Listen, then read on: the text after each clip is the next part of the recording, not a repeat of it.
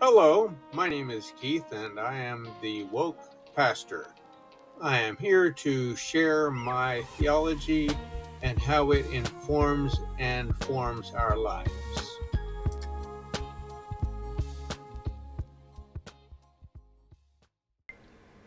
Here are 13 reasons to tax religious institutions. Currently, religious institutions are generally exempt from federal, state, and local taxes in the United States. This exemption is based on the principle of religious freedom and the charitable nature of these organizations. First reason to tax religious organizations is that churches many times serve as nonprofits. When floods devastate communities or families struggle to put food on the table, churches often step in before government assistance arrives. They become emergency shelters, food banks, and counseling centers without sending a bill to taxpayers. While charging taxes ultimately costs communities more than the revenue gain, most communities' zoning laws will not allow churches to serve as emergency shelters unless they become 501c3 nonprofit agencies that will meet the requirements of shelter care. Churches provide pantry assistance as part of a larger food network of food banks that are currently nonprofit agencies. Counseling services are usually referred out to local community agencies unless the pastor has been trained and certified in pastoral care. There are other agencies that provide trained and badged responses to disasters. Example, Team Rubicon and CERT, Certified Emergency Response Teams. If churches wish to operate as nonprofits, they should obtain their 501c3 nonprofit status. Second, churches rely on donations. Unlike businesses that sell products or services, churches operate on giving from weekly tithe and the visitor's contribution. All administration and programming costs depend on voluntary gifts. Should we tax donations that already come from taxed income? Charitable giving approached $500 billion mark in 2021. Out of that, 67% came from individual donations and 27% of the funds went to religious organizations. That's over $100 billion given directly to church, an average of over $300,000 per church.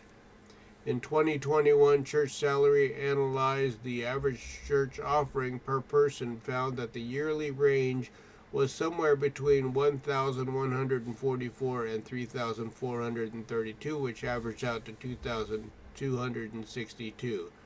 In 2022, that number rose to 2,848. So the question becomes, well, is that a tithe? The answer is, of course, no. Based on the 10% tithe model, the average person would have to have an annual income of $28,000 per year for $2,800 in giving to be a tithe. The average per capita personal income was $65,423 in 2022, which means the average yearly donation is just 4.35% of household income. The third reason is administration versus programming. In 2019, Tithe.ly reported that on average, 49% of finances go toward paying staff. In comparison, 23% goes to the facility, 11% on missions, 10% on programs, and 6% on dues. That means over 7 out of $10 goes towards staff and facilities. For the argument that staff and facility are part of the programs and mission of the church, you can use the same argument for any nonprofits that normally keeps their overhead at 20% or less. The fourth reason is charitable contributions. Churches channel millions into humanitarian causes, from building wells in drought-stricken villages to stocking local pantries. Faith-based initiatives may reach places that government programs overlook. This raises questions about whether taxing churches might inadvertently tax the poor and vulnerable.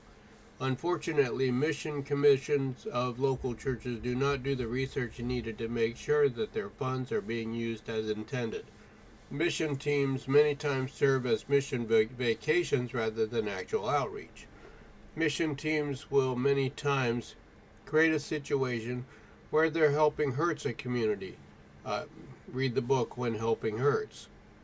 Most pantries are connected to the food bank chain, which operates as a national nonprofit agency. The current state of charitable service from churches already creates a negative impact on the poor and vulnerable.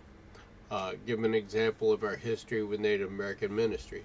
Taxing churches will help provide the guarantee that funds will be used in a way that it is intended.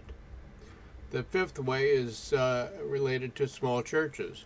Large, wealthy churches might have the resources to pay taxes without much trouble, but smaller churches could struggle greatly. Many rural or low-income congregations operate on shoestring budgets, relying entirely on donations from their members. These donations primarily cover administrative costs. If taxes were added to their financial burden, these churches might not survive. Their closure could seriously impact their communities as they play a vital role in providing support, connection, and services to people who may not have other resources. If they are rural or low-income congregations in rural or low-income communities, they need to become nonprofit entities receiving mission funds from the larger, wealthier churches. The mission is the ministry. The sixth reason is cultural and spiritual value. Churches are places where people turn for moral guidance, emotional support, and a sense of belonging. They often act as the heart of the community, organizing food drives, offering counseling, and preserving cultural traditions. All this work is funded by the generosity of their members, who donate to keep these programs running. If churches were taxed, it would take away the resources used to help people. Churches used as a center for cultural and spiritual values serves no more purpose than for social interaction, which can be found at the local bar, coffee house, or community center. The seventh reason is donations are voluntary, not profits. Every dollar in the church's account represents someone's conscious choice to support their faith community.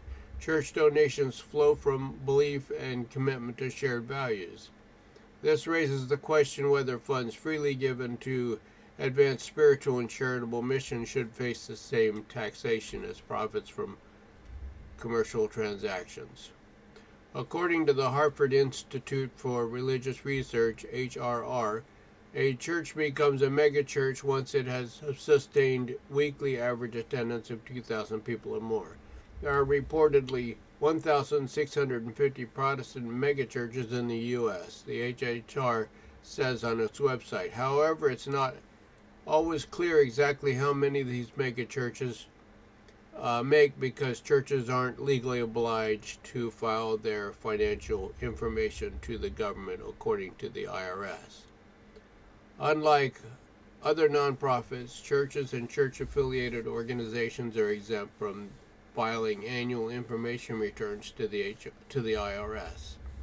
Despite the exemption, some churches, including some of the biggest in the U.S., choose to report their finances anyway. One example, Life Church reported its financial information from 2019 on the Evangelical Council for Financial Accountability, ECFA website. The Edmond, Oklahoma-based church, pastored by Craig Groeschel, brought in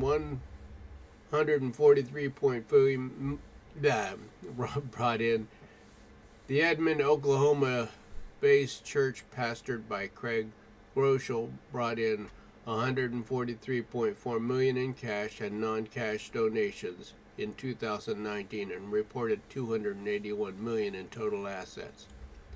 Houston, Texas-based Lakewood Church, pastored by Joel Osteen, also published a financial report for the fiscal year 2017, which ended in March 2017. The report showed that the megachurch received a total of $78.7 million in contributions and had $59 million in net assets at the end of the fiscal year.